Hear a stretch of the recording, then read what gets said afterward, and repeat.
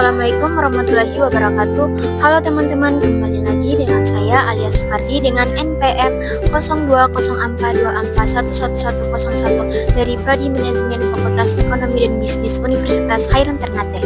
Nah, di video kali ini saya sedang berada di kampus. Di sini saya akan menjelaskan tentang siklus laporan keuangan. Nah, sebelum itu kita harus tahu apa sih siklus laporan keuangan? Nah, siklus laporan keuangan adalah proses menyeluruh yang dimulai dari pencatatan transaksi keuangan hingga penyajian laporan keuangan untuk satu periode tertentu. Siklus ini dirancang untuk memastikan semua transaksi keuangan dicatat dengan akurat dan laporan keuangan yang dihasilkan sesuai dengan prinsip akuntansi yang berlaku umum atau GAAP atau PSAK. Siklus ini terdiri dari langkah-langkah yang bersifat sistematis dan terstruktur, sehingga memberikan kendalaan dan transparansi pada informasi keuangan yang digunakan oleh berbagai pihak, baik internal atau manajemen maupun eksternal atau investor, kreditor atau pemerintah. Nah, berikut kita memasuki langkah-langkah dalam siklus laporan keuangan. Yang pertama, identifikasi dan analisis transaksi keuangan. Langkah pertama dalam siklus laporan keuangan adalah mengidentifikasi transaksi keuangan yang relevan. Transaksi ini mencakup semua aktivitas keuangan yang memengaruhi aset, kewajiban, ekuitas, pendapatan, atau beban perusahaan. Nah, transaksi dapat berupa pembelian bahan baku, penjualan produk, pembayaran utang, penerimaan kas, atau pengakuan beban penyusutan. Nah, proses identifikasi ini melibatkan analisis dokumen sumber seperti faktur penjualan, kwitansi pembayaran, bukti transfer bank, kontrak, dan dokumen lainnya. Nah, tujuannya adalah untuk memastikan bahwa transaksi tersebut sah, sesuai, dan layak untuk dicatat dalam sistem akuntansi. Yang kedua, pencatatan transaksi dalam jurnal atau journalings. Setelah transaksi diidentifikasi, langkah selanjutnya adalah mencatatnya dalam jurnal umum atau jurnal khusus. Nah, jurnal adalah catatan kronologis yang menunjukkan rincian setiap transaksi. Pencatatan menggunakan metode double entry accounting atau prinsip debit dan kredit, yang berarti setiap transaksi akan memengaruhi dua akun atau lebih. Contohnya, jika perusahaan membeli perlengkapan kantor secara tunai senilai Rp 10 juta, debit akun perlengkapan Rp 10 juta, dan kredit akun kas Rp 10 juta. Nah, tujuan untuk mencatat semua transaksi keuangan secara akurat sebelum dipindahkan ke buku besar. Nah, yang ketiga, posting ke buku besar atau ledger posting. Nah, setelah transaksi dicatat dalam jurnal, langkah berikutnya adalah memposting transaksi ke buku besar. Buku besar adalah kumpulan akun-akun keuangan yang digunakan untuk mengelompokkan transaksi berdasarkan jenisnya seperti akun, kas, piutang, persediaan, utang, pendapatan, dan beban.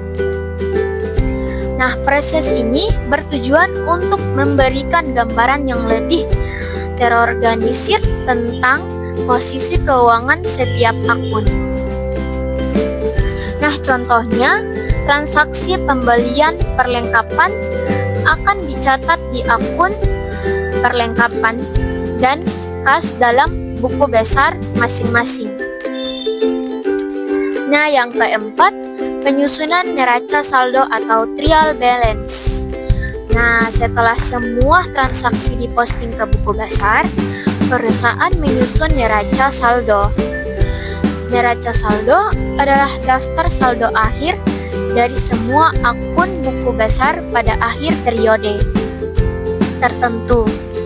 Nah, tujuannya utamanya adalah untuk memeriksa apakah total saldo debit sama dengan total saldo kredit, memastikan tidak ada kesalahan dalam pencatatan atau pemindahan.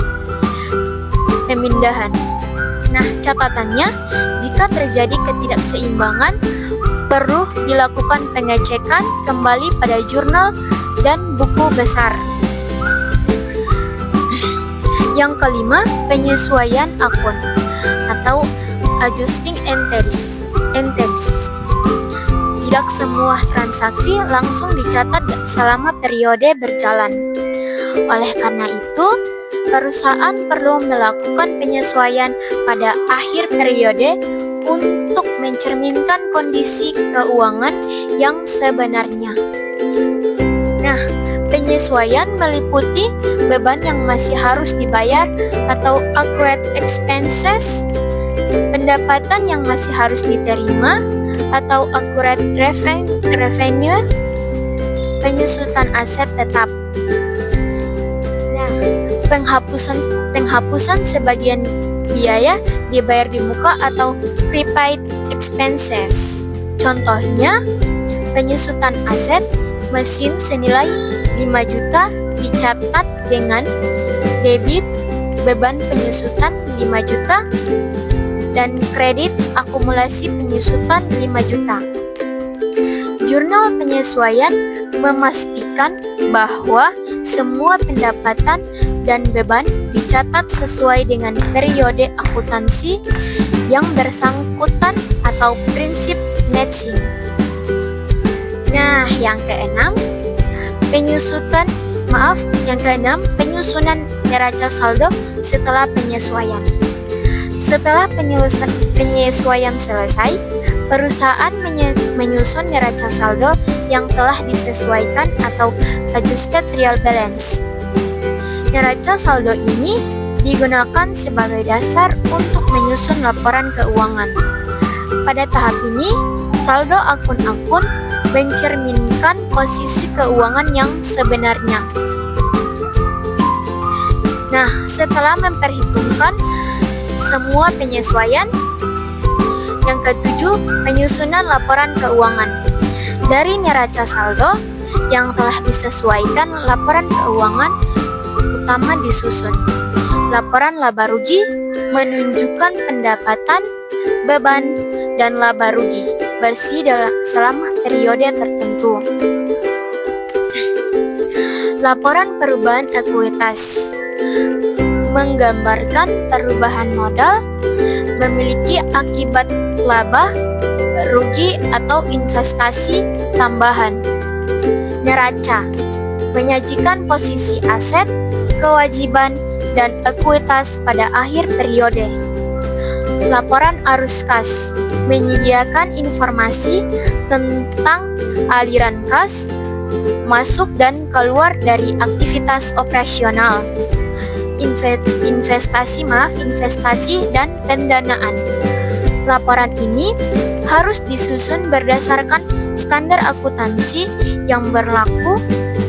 Yang ke-8, penutupan akun atau closing entries. Setelah laporan keuangan selesai, langkah selanjutnya adalah menutup akun atau nominal atau pendapatan beban dan dividen. Sehingga saldo akun-akun ini kembali menjadi nol pada awal periode berikutnya. Penutupan akun bertujuan untuk memindahkan laba bersih atau laba rugi ke akun modal. Contohnya,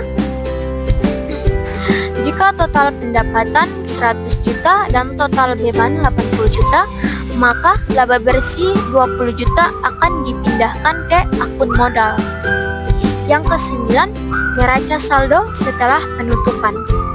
Setelah akun-akun nominal ditutup, perusahaan menyusun neraca saldo setelah penutupan atau post closing trial balance. Neraca saldo ini hanya mencakup akun real atau aset, kewajiban, dan ekuitas, karena akun nominal telah diatur ulang. Yang ke-10, jurnal pembalik atau refreshing entries. Jurnal pembalik bersifat operasional dan dilakukan pada awal periode berikutnya. Nah, jurnal ini digunakan untuk membalikan beberapa jurnal penyesuaian, seperti beban yang masih harus dibayar atau pendapatan yang masih harus diterima, agar pencatatan transaksi di periode berikutnya lebih sederhana. Nah, jadi itu saja materi yang saya sampaikan, dan kesimpulan yang dapat saya ambil adalah siklus laporan keuangan adalah kerangka kerja yang sistematis untuk memastikan pencatatan dan pelaporan keuangan dilakukan secara akurat, sesuai standar, dan konsisten. Dengan mengikuti siklus ini, perusahaan dapat memberikan informasi keuangan yang relevan dan andal kepada semua pihak yang berkepentingan.